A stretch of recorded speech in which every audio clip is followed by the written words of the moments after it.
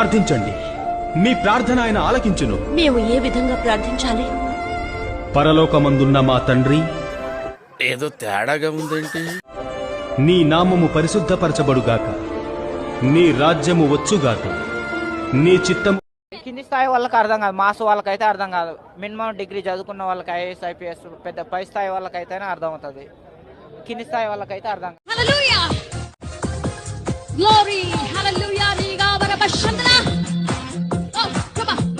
నువ్వు ఎంచుకున్న రాగం ఏంటి, తీసుకున్న తాళం ఏంటి? పాట ఉన్నదే నెంబరు, నువ్వు పాడుతున్న టెంపో అయినా తగిన తగిన తగిన తగిన మీ 2-4 తగిన తగిన తగిన 6-8.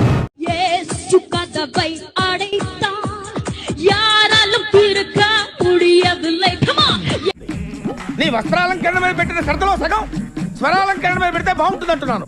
I'm telling that. తండ్రి నిన్నే చూడాలని, ప్రియుడానితో ఉండాలని.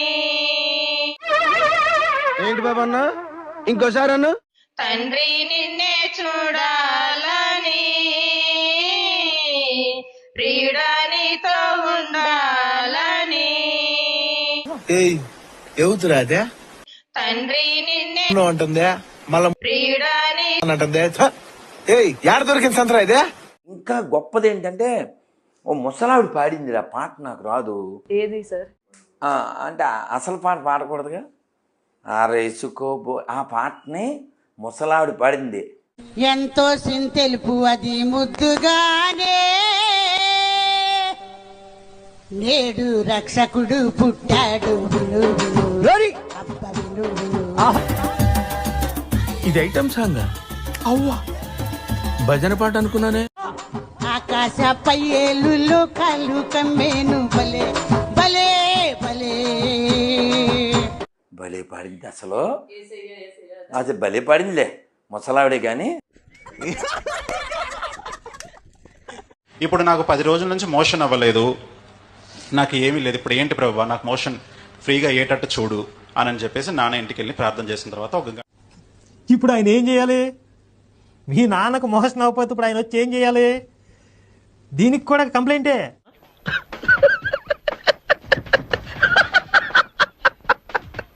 మోషన్ అవ్వకపోతే విరేచనానికి ట్యాబ్లెట్లు ఉంటాయిరా. షాప్లోకి మెడికల్ షాప్కి వెళ్తే 2 రూపాయలు పెడితే ఒక ట్యాబ్లెట్ ఇస్తారు. దానికి మీ దేవుని పిలుస్తున్నావా? ఆయన వచ్చేదో చేయాలి. ఇప్పుడు వేసేసాడు, బాగా వేసేసాడు. తమ్ముడికి అందరూ ఆడపిల్లడు, ఇద్దరు మగపిల్లడు కావాలి, మగపిల్లడు పుడతాడని పాస్టర్ చెప్పాడు. మతంలోకి వస్తే మగపిల్లడు పుడతాడని చెప్పాడట. మళ్ళీ ఆడపిల్ల పుట్టిందట. నీ మతం వద్దు, నువ్వు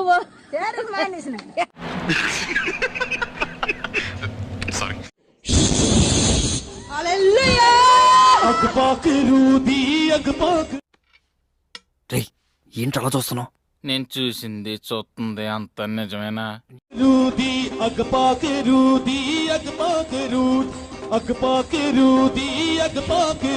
మిమ్మల్ని అందరినీ మా మతంలోకి మారుస్తా.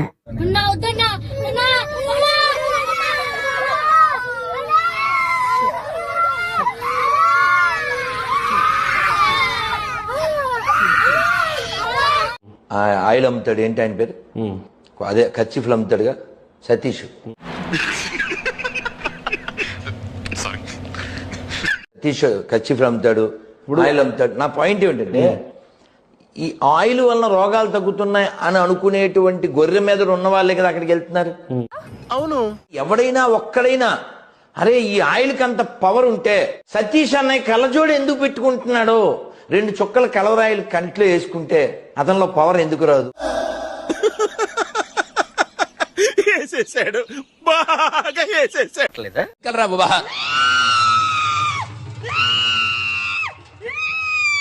బ్రదర్, నువ్వే అనుకోనంటే దీన్ని చంపేద్దాం.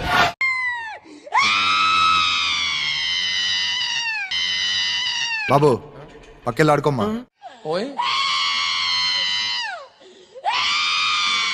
ఖతర్నాక్ ఖతర్నాక్. దాన్ని ఎవరికైనా చూపించండి రా, మరి అలా ఒలిగండి రా బాబు.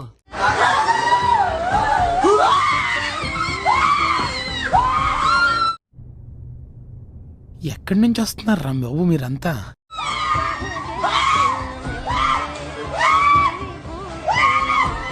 ఇంకా ఆలస్యం చేయకుండా మీ అందరిని పిచ్చి ఆసుపత్రికి తోలేయాలరా.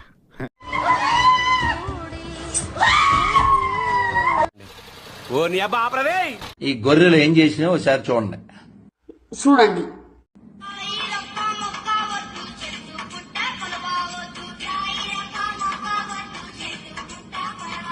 చెప్పు చెప్పు తగుదే ఏదైనా మాట్లాడే. మా రెండు చెక్కల వాడమ్మో.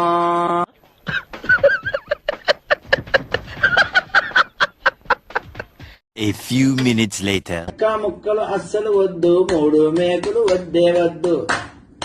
పాపిష్టి దేవుడమ్మా, వాడు పాపుల దేవుడమ్మా.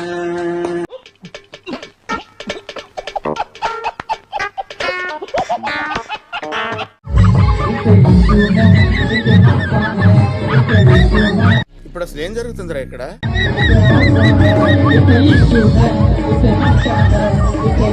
త్వరలోనే ప్రపంచం అంతమైపోతుందని టీవీ 9లో చెప్తే నమ్మలేదు. ఈ పరిణామాలన్నీ చూస్తుంటే నమ్మాల్సి వస్తుంది వెంకటరమణ.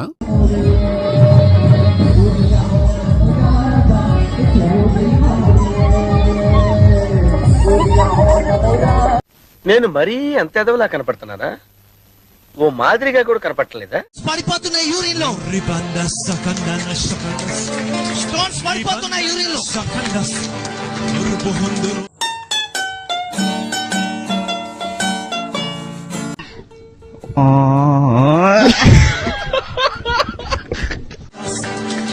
రిపోర్ట్స్ చూస్తున్నా, ఏదో నాకు కనబడుతుంది 0.7 ఏదో కనబడుతుంది. కరెక్టా? ఏంటి mummy ఎవడీడు?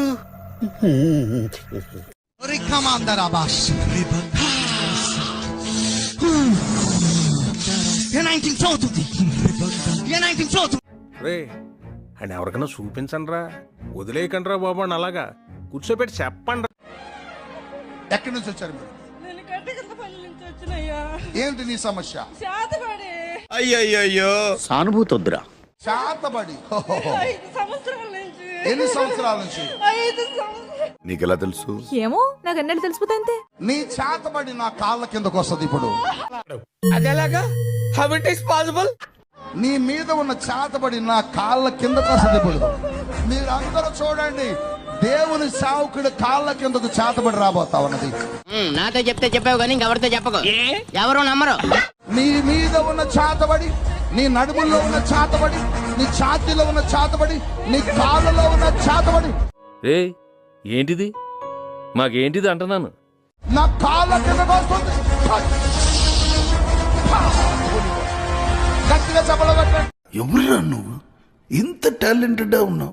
You are really a god gifted child.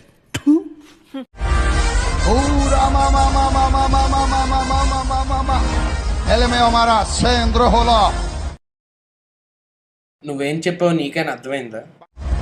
గట్టిగా లేదు, ఇంకా నీకు చేతబడి లేదు. పో, యేసయ్య నిన్ను బాగు చేశాడు. మనం చేయని కూడా ఎంత స్ట్రాంగ్ గా చెప్పొచ్చని మిమ్మల్ని చూస్తేనే తెలుస్తుంది సార్. ఒక వర్గానికి మీరు ఇన్స్పిరేషన్ అంతే.